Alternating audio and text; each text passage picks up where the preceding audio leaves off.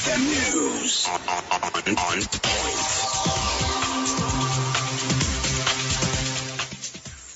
Hello there, you're tuned to XFM. My name is Barbara Nyamwiza, and this is time for the news. The head of Dua at Chibuli, Sheikh Muzata Batte, has passed on at the International Hospital, Kampala. Muzata, who was hospitalized last week, was pronounced dead this evening, but the cause of his death is yet to be known. The Deputy Supreme Mufti, Sheikh Mahmoud Chibate, said that they have not yet received a medical report about Muzata's death and asked the public to stay calm. He says that as the Muslim community, they have lost a dedicated leader, adding that the barrier arrangements will be announced later. With deep sorrow, I take this opportunity to inform the entire community of Uganda that our beloved brother Sheikh Nuh Muzata Batte has passed away. Barrier arrangements be communicated later, inshallah, but we will ask you all to pray for him, inshallah subhanahu wa ta'ala. Thank you so much. The Chief Justice of Uganda, Alfonso Winodolo, called upon all lawyers and pleaders to carry out research in the ongoing incidents across the country where security organs are killing citizens. Recently, police reported 54 Ugandans who lost their lives as a result of massive riots that took place across the country, and a lot of property was destroyed.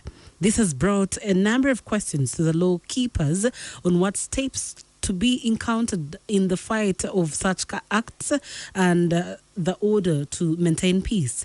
While addressing lawyers and pleaders at the Law Development Center, Dolo asked all the lawyers in the country to ensure professionalism without taking sides, to give back to the community, serving the less privileged. I thought we should all work together to ensure that this, our country, must not go down the precipice. It is our collective responsibility. And I'm glad you've taken up this matter. The things we see, the things we read, the things we hear about are worrying, and I hope your group will come up with proper investigation and really zero down on where the problem is. Where is the problem that now afflicts us, that now worry us?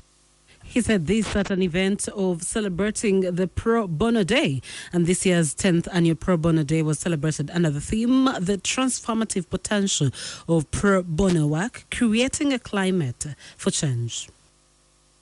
Border riders under their umbrella body, Kwegata Border organization, vowed to take on what they have called the destroyers of their presidential candidate, President Yoweri Kaguta Museveni. The riders, who were led by the chairperson, Charles Ngudwa, cited Mr. Museveni's portraits that were bullied and pulled down during the recent Free Bobi Wine riots, which has impacted on their mobilization work. It is against that background that they have launched a nationwide campaign of spreading them again, warning against any more saboteurs. Now, Private Sector Foundation has established a partnership with MasterCard Foundation to establish 3 million jobs for the youths in the country. This has been revealed by the Executive Director of the Private Sector Foundation, Gideon Bagadawa, while launching activities to celebrate the 25 years of existence of this organization. Bagadawa says that in the next 5 years, they want to concentrate on assisting young people tap into opportunities which can enable them acquire employment in the different sectors. He says that the private sector is the future of Uganda's economy, but this cannot be realized without nurturing the young people. We are looking to working over the next 5 years, working more with the young people to build young entrepreneurship, establish businesses, and make sure that these businesses add to 3 things. 1, job creation. 2, income growth. And 3, export.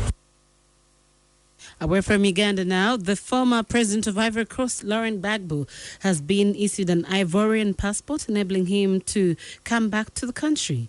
He was last seen in the country some time back and has been living in Belgium since he was acquitted last year of war crimes charges at the International Criminal Court.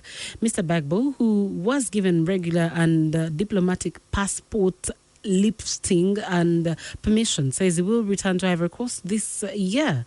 It is not clear what he will come to do and how he will be settling in back at home. But he has been a vocal critic of President Alassane Ouattara, who was elected for a controversial third term, sparking political violence. And finally, tonight, a Kenyan man who came back to life in a morgue where he had been taken after being presumed dead has now died for real. A mortuary attendant is said to have been preparing the body last week for preservation when he heard the man screaming out.